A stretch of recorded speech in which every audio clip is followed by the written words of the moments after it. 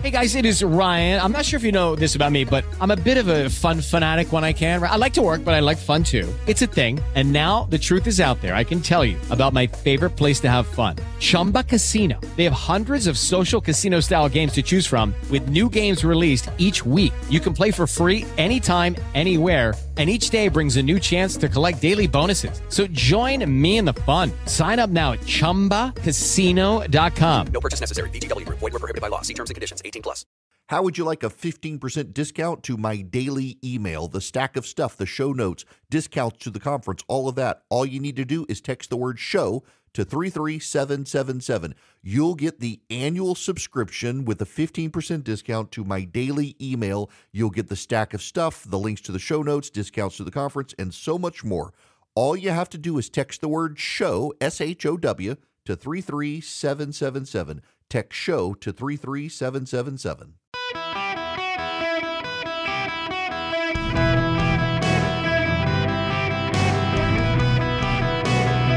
Welcome to the Eric Erickson Show podcast, Hour 2. Greetings, America. Welcome. It's Eric Erickson here. Happy to be with you. Delighted. It's also almost the weekend. And y'all, I need it this week. It's been, my wife she was on the mend and just, it's COVID. She's doing better, but she's still worn out. And it tires the rest of us out as well. I'm ready for the week. I'm ready to sleep in tomorrow. And it's like, after being gone for a week and a half, you come back, and at least it was only 4 days this week. I still haven't been able to go. I was going to go to the golf course on Tuesday until somebody asked me to work an extra show. I'm going to hit golf balls this weekend. The phone number, if you would like to be on the show today, it is an open line Friday, 877-973-7425. You, of course, get to help set the agenda of the show today, but I want to talk to you about this story. Protesters calling for a ceasefire in the Israel-Hamas war on Wednesday shut down the California Assembly on the first floor session of the new year. You know, California, unlike a lot of states, has a permanent legislature. It meets all the time. Here in Georgia, where I am, they can meet up to 40 days. In Texas, they meet a limited number of days every other year, not even every year. In California, they're meeting all the time. Hundreds of demonstrators from Jewish anti-war organizations packed the rotunda and the assembly gallery and began chanting, singing, and unveiling banners around 1:30 p.m. just as lawmakers reconvened in Sacramento after a months-long recess. The assembly was conducting routine business, the usual fare of opening day, and recessed before adjourning for the day. Isn't this an insurrection? They stormed the building. They intended to shut down the operations of the government.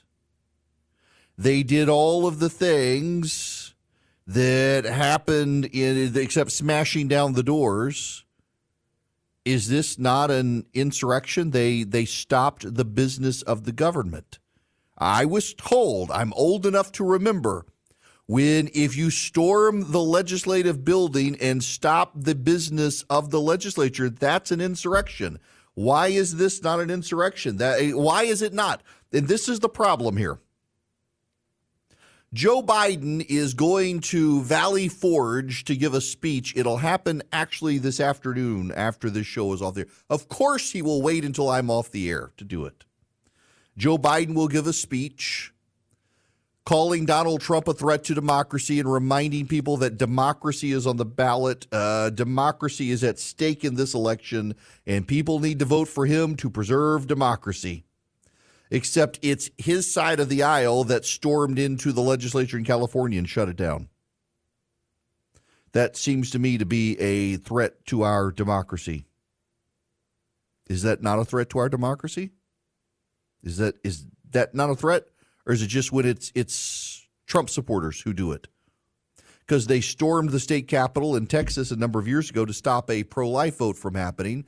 And they didn't call that an insurrection. The Democrats cheered that on. The media cheered that on. The media puffed up abortion Barbie in Texas there, Wendy Davis, made her some sort of cult-like hero in her pink shoes, did a Vanity Fair profile on what a hero she was, collaborating with the insurrectionists in Texas who shut down the legislature. In Wisconsin, they literally did storm that building, broke down the door to get in to shut down the legislature when it was trying to take votes on right-to-work laws. Nancy Pelosi cheered that on. Nancy Pelosi supported it. Nancy Pelosi thought that was a great thing. Looks like an insurrection to me. Or what about Brett Kavanaugh? What about the Brett Kavanaugh thing? They stormed the U.S. Senate. They tried to shut down votes on Brett Kavanaugh. Looked like an insurrection, except it was Democrats doing it, and therein lies the rub. When Democrats shut down the work of a legislature, it's called civil disobedience, and it's to be supported. They're exercising their constitutional rights. When Republicans do the same thing, it's called an insurrection, and they must be disqualified for running for office. So Joe Biden intends to talk to us about that. Joe Biden would have us believe that Donald Trump is a true threat to democracy, that MAGA Republicans are a threat to democracy, and we must be shut down, silenced, censored, any Republican. Because, you know, if you're a Republican and you might even consider supporting Donald Trump, you're an insurrectionist these days. And this is how Biden wants to launch his campaign. It's actually kind of remarkable to me that we're going to go through this again. Joe Biden and the Democrats have turned January 6th almost into a holiday of sorts. A memorial service is now held every year. He gives a highfalutin speech about democracy being integral, necessary. We've got to defend it. You got Hamas demonstrators shut down the state legislative business of California, and Democrats don't want to comment on that. You have Democratic protesters. They'll storm Congress and try to shut down Congress, and they don't want to talk about that. You have Democratic protesters shut down the legislatures of Texas, Tennessee, Wisconsin, and none of that is a threat to democracy. That is all the people standing up, rising up, speaking. It's a good thing. It's to be celebrated. But when Trump supporters do it in Washington, it's an insurrection. You can't really continue down this road, and here's why. They're removing Republicans, particularly Donald Trump, from the ballot in states over the insurrection clause. It's only a matter of time before Republicans start doing that as well. Here in Georgia, there's something called the it's going to be the Atlanta Police Training Facility. The progressives call it Cop City. It's a police training facility that is being built, and Antifa activists around the country have shown up. They've tried to kill police officers. They firebombed the business offices of the construction facility. They've booby-trapped the land on which the facility will be built. They've tried to firebomb fire departments. They've thrown Molotov cocktails. They've shot at police. They've harassed people. They've showed up at churches where construction workers who are working on the facility are known to worship and disrupted those church services. If any of those people run for office, they should be precluded from office. They should be denied under the 14th Amendment the right. Hey, we're going to hold everybody to the same standard, right? No, that's the problem here, is that the Democrats never want to hold their side to the same standard. It's like the Claudine Gay situation. In the Claudine Gay situation, Democrats openly said they should not, would not, could not take the arguments against her seriously because they came from conservatives. because of who leveled the accusation. It didn't matter how truthful the accusation was. It was without merit because of who made it. We see that in these other situations too, this rank hypocrisy from not just the Democrats, but the media. And I do separate the two for this reason. One has a 24/7 news streaming platform. The other are participants in it. The media itself, which is so on the side of the Democrats, has this double standard. Business Insider, a news publication, is going after Bill Ackman's wife. Bill Ackman's wife has a PhD. Bill Ackman's wife wrote a multi-hundred-page doctoral thesis, and in 4 paragraphs, she included citations but forgot to put the quotation marks. So she actually added quotes from sources in these 4 paragraphs, and at the end of the paragraph cited the sources she was quoting, but she didn't actually put the quotes. They ambushed her. Business Insider ambushed her with it. Said, how do you think about this plagiarism? What do you do? And she put up a piece. She says, I'm real sorry. These are 4 paragraphs of this thesis. I did at the end of each paragraph cite the source, but I did regret to include the quotation marks. It was my fault. I will go back and include those quotation marks and make sure this doesn't happen. I'm so sorry. Claudine Gay tried to suppress the story. Claudine Gay accused her critics of racism, and she, unlike Bill Ackman's wife, is in charge, she's no longer there, was in charge of an institution where they expelled people for plagiarism. And unlike Bill Ackman's wife, she didn't put citations in at all. There were no citations. She just copied the work. At least with Bill Ackman's wife, you understood that in that paragraph, she was citing somebody's work, and she put what work she was citing. It's remarkable.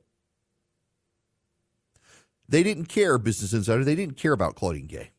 They dismissed the whole thing. It wasn't really a story for them. But now that she's gone, they targeted one of her critics, Bill Ackman. They targeted his wife. And they said, well, she's kind of famous. We'll target her now. Donald Trump called the media the enemy of the people. Ever since the American media has been working very hard to earn that title.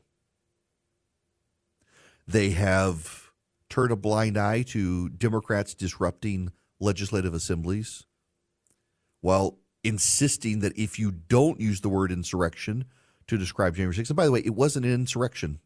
It is the first time a group of rednecks got together to start a war without guns in the history of this republic. Clearly not an insurrection. But if you say that to Democrats, they will yell at you that you're a denier. No, I think it was bad. I think it shouldn't have happened. I'm okay with people going to jail who were breaking down the doors and breaking in, but it wasn't an insurrection. Some of them wanted it to be an insurrection. Donald Trump himself has not been charged with the crime of an insurrection. But if it was an insurrection, then what happened in the California General Assembly yesterday was also an insurrection. They stormed the building so that the legislature was unable to convene, meet, and do business. If January 6th was an insurrection, what happened in the Texas legislature several years ago when they tried to pass pro-life legislation, that was an insurrection. If January 6th was an insurrection, what happened in the Wisconsin legislature several years ago was an insurrection. But the media and the Democrats have a completely different standard for when Democrats shut down legislatures versus Republicans. And Joe Biden will address the nation this evening, oblivious to, ignoring completely that double standard, trying to make the case that Republicans are the worst thing ever because they don't support democracy, when you've got pro-Palestinian Democratic protesters shutting down general assemblies around the country and doing bomb threats to state legislatures, evacuating state capitals because they're not getting their way on Hamas and Israel. The hypocritical double standard of the Democrats on this sort of stuff is going to undermine the Democrats' very message. It's one reason you're not getting a lot of coverage on what happened in California, because it's really hard to see that and think, hey, how isn't this an insurrection? So the major media outlets of America won't even cover it because Joe Biden wants to make a case that insurrections are bad and you can't trust the people who support them. Well, if you're a Democrat and you support Hamas and you're supporting the insurrection in California, turns everything on its head. So they might as well memory hole it and make you believe it never actually happened. Yesterday, Hamas supporters stormed the state capital of California and shut it down as it was convening. They could do no business, just like what happened on January 6th. The media won't talk about it because otherwise they would have to describe it as an insurrection. So they'll move on. Lucky Land Casino, asking people, what's the weirdest place you've gotten lucky? Lucky? In line at the deli, I guess? Aha, in my dentist's office. More than once, actually. Do I have to say? Yes, you do. In the car before my kids' PTA meeting. Really? Yes. Excuse me, what's the weirdest place you've gotten lucky? I never win and tell. Well, there you have it. You can get lucky anywhere, playing at LuckyLandSlots.com. Play for free right now. Are you feeling lucky? No purchase necessary. Void where prohibited by law. 18+. Terms and conditions apply. See website for details. Hello, America. Welcome. It's Eric Erickson here across the nation. The phone number is 877-973-7425. Remember, my book, you'll be able to pre-order it shortly. Text the word Eric, E-R-I-C-K, to 33777. And when the pre-order link is available, I will send it back to you. Eric, E-R-I-C-K, to 33777. The book is called You Will Be as Gods. It's a survey of how progressive secularism has become itself a religion. Now, I want to take Judy's phone call. Judy, welcome to the show. Hey, thank you, Eric. My first time. Thank you for calling. My question is, whatever happened to the children on the island of Hawaii that had the fire, and who's buying all the property? How's that all turning out? You know, as a matter of fact, I saw. Hang on a second. Let me. Yep. Here we go. I found the story. It's funny you should ask this. I saw this the other day. CBS had the story. So this is the Lahaina fire in the summer. Yes. Absolutely devastated. At least 100 people killed. 2,000 buildings destroyed. So here's what's going on. They're struggling now to decide how to rebuild the area and to restructure water rights in the area. They're still struggling to clean it up.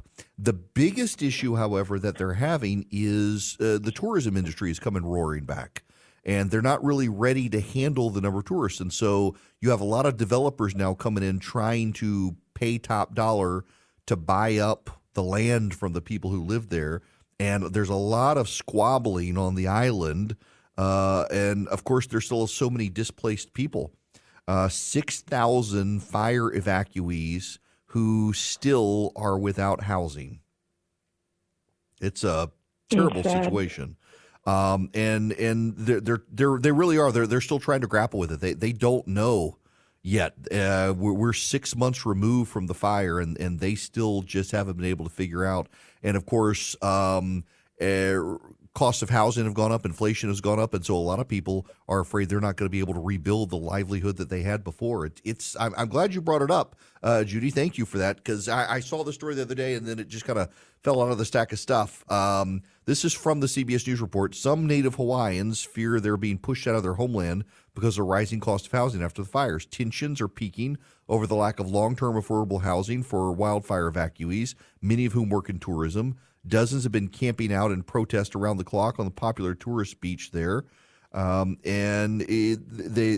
got a lot of people who have Airbnbs who aren't letting the locals stay. They want the tourists to stay. It's a sad situation all around there. Now, I got to tell you, there's a story I got to talk about when we come back. It's related to Swiss America. There's a big story in the Financial Times about regional banks in this country becoming more and more unstable because so many are propped up with commercial real estate loans, and they're not getting paid back. And there is a worry that these banks could begin to collapse.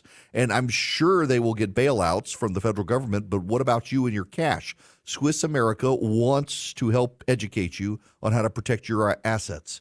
You can read the report, The Secret War on Cash. Your copy's free. You call or text 800-289-2646. The all-out war on cash includes digital forms of currency. It's spreading daily. You can get their report, The Secret War on Cash. All you do, call or text my name, Eric Erickson, full name, Eric Erickson. You can text it to 800-289-2646. They'll text you back and get you the report. 800-289-2646 or SwissAmerica.com/Eric, SwissAmerica.com/ERICK. Message and data rates may apply. Lucky Land Casino, asking people, what's the weirdest place you've gotten lucky? Lucky? In line at the deli, I guess? Aha, in my dentist's office. More than once, actually. Do I have to say? Yes, you do. In the car before my kids' PTA meeting. Really? Yes. Excuse me, what's the weirdest place you've gotten lucky? I never win and tell. Well, there you have it. You can get lucky anywhere, playing at LuckyLandSlots.com. Play for free right now. Are you feeling lucky? No purchase necessary. Void where prohibited by law. 18+. Terms and conditions apply. See website for details. It is funny listening to the news cover the jobs report today, how they're going to great pains to downplay the fact that people are dropping back out of the labor market, and outside of government, healthcare, and hospitality, there is really no growth in the jobs market out there. But, oh, my gosh, the number's just so good because Joe Biden is president. It just is remarkable how much the media will circle the wagons to try to protect the Democrats on economic news that they would never so charitably protect Republicans on. Welcome. It's Eric Erickson here. The phone number, 877-973-7425. Let's go to the phones. Charles, you're going to be up next. Welcome to the show. Yeah, thanks, Eric. I appreciate you getting me on. Sure.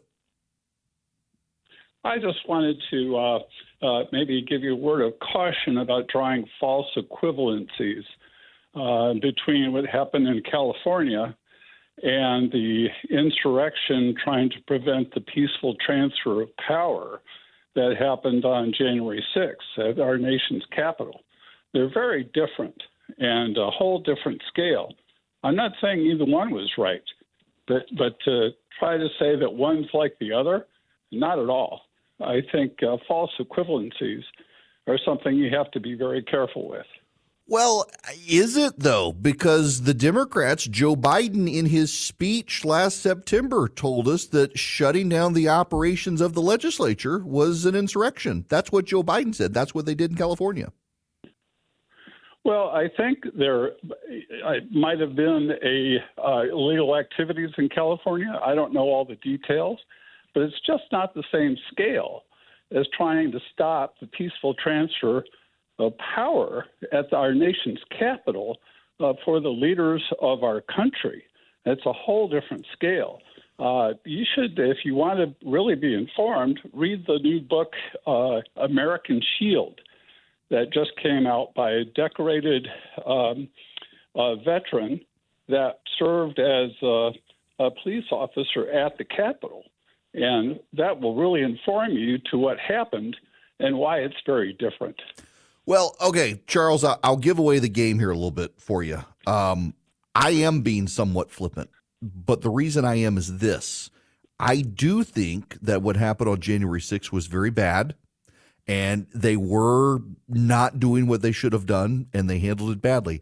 My problem, however, Charles, and this gets to the point of what the president's speech is about, is that the president, the Democratic Party, and members of the media have told us repeatedly, including the president's speech back in September, that it is insurrectionary to stop the lawful, legitimate processes of the legislature from meeting. That's what the president said. That's what the media says. It wasn't about stopping the peaceful transition of power. It was about storming the building to stop the legislature. That's what they did in California. And so if the Democrats are going to say what happened in Washington is an insurrection, then they need to say the same thing in California, Texas, and Wisconsin. I agree with you that what happened in Washington was something different and was bad. I don't think it was an insurrection, actually. I think it was bad. It was the first time we've ever had some sort of insurrection activity like this in the country where the group of rednecks showed up without guns. I mean, you're talking about the most Second Amendment friendly people in America, and they showed up without guns, and we're going to say that was an insurrection? No. If you want to see one, they'll come back with you. We don't want to, though. But the point is the double standard. Yes, it was bad what happened in Washington, D.C. Shouldn't have happened. But neither should they be shutting down the state capitol in California. Neither should they be shutting down the state capitol in Wisconsin. Neither should they be shutting down the state capitol in Tennessee. Neither should they be shutting down the state capitol in Texas, trying to stop the business of the legislature. And if we're going to say stopping the business of the legislature is an insurrection when you storm into the building to shut it down, then they all are. Words do mean things. Charles, you're absolutely right. Words mean things. There are people who stormed the Capitol in Washington, D.C. who just wandered in because they saw a crowd go in and they thought they could. Back when I was a kid, you could just walk into the U.S. Capitol. Many of the senior citizens who went in, I assume that's what they wanted to do. Some of them, the FBI dismissed charges. Some of them were never charged. A lot of people are going to jail, and they should go to jail. But so should the people in Wisconsin, Tennessee, Texas, and California. But the Democrats always give them a pass. They always give their own side a pass. And if you're always willing to give your own side a pass on that sort of behavior, don't be surprised when the other side starts giving their side a pass. The Democrats don't want to condemn Claudine Gay for her plagiarism because she's on their side. Don't be surprised when people on the right start giving their side a pass. If you want to understand the embrace of Donald Trump by people, you get Democrats looking at, how could you Christians support him? Look at how he lives his life. Well, how can you support these people? If it's good for you, it's good for us. There should be a clear moral standard, but we're in morally relativistic times, and we're not going to allow the left's standards to guide us because they have no standards other than what suits their interest in acquiring power. The phone number, 877-973-7425. Dorsey, you're going to be up next. Welcome to the program. Who did you say? Yeah, I'm talking to you. How are you? Well, I'm great. Thank you. I appreciate that. A long-time listener, first-time caller. Basically, my best credential is I roomed across the hall from your dad at Mississippi College in the 1960s. Holy cow, well. Really? Yep. But anyway, I went on to get a theology degree and then to Emory for a PhD in social and intellectual history. Started teaching at Emory and then moved to Georgia Perimeter College in Georgia State. And over 30 years, I taught some 10,000 students, trying to teach them that America was an exceptional country and that our system was the best available. And I watched as the country began to follow that long, slow march through the institutions predicted by Herbert Marcuse, who basically what happened was the anti-war protesters of the 1960s against Vietnam stayed in graduate school, got their PhDs, became tenured professors, hired other tenured professors who shared their anti-American ideology, and they have swept through first the universities, then the journalism schools, then the media, then Hollywood. And, you know, it's all based on postmodernism, where they throw out science and say science is based on feelings, and therefore my science is different than your science. My feelings are different than yours. And, of course, in the course of all this, they corrupted education with what would be considered cultural Marxism. But they substituted the economic factor because there was always an open window for people to rise, and the public never bought into the economic Marxism. But they chose instead psychological things, which AKA means oppression. And therefore they could divide people into oppressed and oppressors. And identity politics was able to divide people and try to get the oppressed on our side to vote for our candidates. Well, the good news is I think the public's beginning to wake up and push back. And what excited me was it must have been 1,000-word long-form X, a.k.a. Twitter, post by Bill Ackman. Yes, I saw that 2 days ago that explains his disillusionment with DEI and said it's nothing but divisive. It's really cultural Marxism, and we've got to take it away. And, of course, being a PhD, having a 503-page dissertation, I was very conscientious about plagiarism. And, we shouldn't tolerate any plagiarism, even if she's president of Harvard. But basically, the fact that I'd like to think there's more pushback, and you're an important part of that. And I listen to you every day, and I appreciate your insights. I agree with you on most things. I wish you'd keep it up, but I would recommend people look for Bill Ackman's long-form thing. He not only shows that DEI is totally a corruption on education and human well, okay, first of all, I got to say thank you for listening, and it's always neat to encounter someone who was in college with my dad who is listening. I take that back. My mom has texted that he's gone to get his hair cut, so he's not listening to us right now, but I'll be sure to give him the replay. but also, thanks. from That's so Georgia. well said. I wish there were more Tell of them you on college campuses out there. Well, I retired in '99, but I continued teaching online for UGA for their freshman courses for another 10 years. But over our history, I was part of the Council for National Policy for 10, 15 years, part of the National Public Congressional Committee during the Reagan and first Bush years, and now on the board of the Movie Guide, which is the Christian Film and Television Commission, trying to have an impact on Hollywood. So we're fighting on the same causes, and I appreciate your leadership there. Well, look, it's delightful to talk to you. Thank you so much. Happy New Year to you. My goodness, I appreciate it. That's fantastic. Thank you so much for calling. And to his point, I believe if you get the show notes, we put Bill Ackman's tweet in there. So for those of you who you're unfamiliar with, Bill Ackman is essentially the billionaire hedge fund private equity guy who led the fight against Claudette Gay at Harvard. He is an alumnus. He's given millions of dollars to Harvard.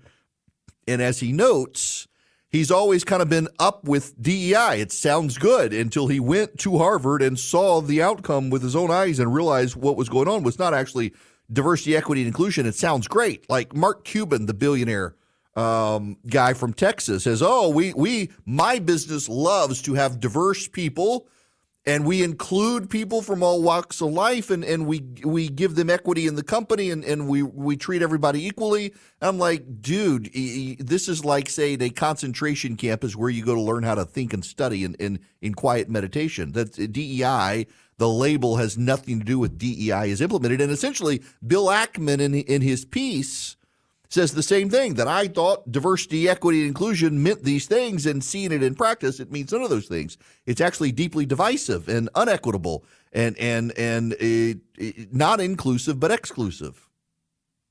It's remarkable to see someone see it with their own eyes and realize just how bad it is. I got to say, it was very, very funny to read this Mark Cuban tweet. His thread, essentially lecturing Elon Musk on why DEI is a good thing. And I'm like, dude, you have no idea what you are talking about. I don't mind diversity and inclusion. I have a problem with the word equity, the way it is formed. Like, for example, the way the left means equity, they mean the outcome must be equal for everyone. And Mark Cuban doesn't recognize that's what they mean. I don't have a problem with diversity. I don't have a problem with including people from all walks of life. And if that's what it meant, that's fine, but that's not what it means. What it means in practice is that if you are white, male, Christian, heterosexual, you've got to shut up because you're an oppressor and you're a bad person. DEI in practice means the embrace of postmodern moral relativism from a Marxist construct where the entire world must be seen through the balances of power. And that to change the power structures, you must censor others who are viewed as oppressors because power comes from words and we must change the words. And there's an intellectual underpinning there because it's an intellectual mockery, if you will, of the Judeo-Christian constructs of Western civilization, because in the beginning was what? The Word. And the Word was with God, and the Word was God. The Word was power. Now, the Word, the Logos, means Jesus Christ. But for the left, the word means the actual literal word from the dictionary. And so that word has power. And if you change the definition of the word, you change the word. Therefore, you change the power structure. It is a mockery of modernism, a mockery of Judeo-Christian Western values in Marxist postmodernism. And it's deeply destructive because you do get into these Marxist Orwellian word games where they change the word and the definition of the word, and that's how they believe they get power. And then they censor and silence the truth tellers who are telling the truth because they can't get power as long as brave souls still stand up and speak. That's what DEI is all about these days. Speaking of this, is a perfect segue because my bank is now an advertiser, Old Glory Bank, and Old Glory Bank came actually as DEI infiltrated so many financial institutions in this country, turned them woke. They started funding left-wing causes. They started censoring and debanking. You've heard the phrase debanking, turning off the accounts of conservative activists, conservative nonprofits, gun manufacturers, gun resellers. Old Glory Bank has stepped in to fill the void. They are a conservative institution. They are a financial institution, and they are a regular bank. Y'all, they actually are my bank. I've got a bank, a checking and a savings account with Old Glory Bank. They're a great bank too. Their online banking, as good as any other bank out there. They are fantastic, and they're good people, and you're not going to get debanked because they find out you're a conservative or conservative business. All you got to do is go to oldglorybank.com. You can get an account less than 8 minutes online. I did my bank account online with them. I've never been to the bank branch. My money's direct deposited. I can move money around. I can pay my bills from them. I can move money into other accounts. It's a real bank, and it is a great bank, and they're great people. And if you're getting an account for your kid, you want a savings account for your kid, they've got great rates. They got compelling rates. If you want a bank account, you want to move to them from your bank, oh my gosh, they make it easy. oldglorybank.com. You're not going to find a better bank. oldglorybank.com. They are literally my bank, and I am so delighted to have them as our newest advertiser. Lucky Land Casino, asking people, what's the weirdest place you've gotten lucky? Lucky? In line at the deli, I guess? Aha, in my dentist's office. More than once, actually. Do I have to say? Yes, you do. In the car before my kids' PTA meeting. Really? Yes. Excuse me, what's the weirdest place you've gotten lucky? I never win and tell. Well, there you have it. You can get lucky anywhere, playing at LuckyLandSlots.com. Play for free right now. Are you feeling lucky? No purchase necessary. Void where prohibited by law. 18+. Terms and conditions apply. See website for details. Okay, this is actually really, really funny. So 3 people, Peter Boghossian, Helen Pluckrose, and James Lindsay, who goes by Conceptual James on social media, they submitted ludicrous research papers to highly esteemed journals in DEI-related fields to expose the activist racket. 7 of their absurd papers were published, most in top-tier journals, which is actually really, really hilarious. They've got a big report coming out on that. Now, let me explain this to you. What the left has done to combat challenging ideas is they've determined to make a credentials argument. You have to have credentials in order to talk about something. So, for example, you and I both know that biologically boys have boy parts, girls have girl parts. Boys have XY chromosome, girls have XX chromosomes. But if you bring this up, they say, well, what are your credentials? Are you actually a biologist? And if you're not, well, you're not allowed to talk about it. Never mind, you acquired the knowledge in school. You're not allowed to talk about it because you're not an expert. And their expertise comes not just from the letters after their name, but also from the publications they publish in. And essentially what is happening now is you've got this game where the wokes have these journals. They publish in the journals, and it gives them greater credential authority and weight behind their names to make their absurd arguments. And so these 3 anti-woke activists, they're not all like, for example, James Lindsay, he's not a conservative, he's just anti-woke.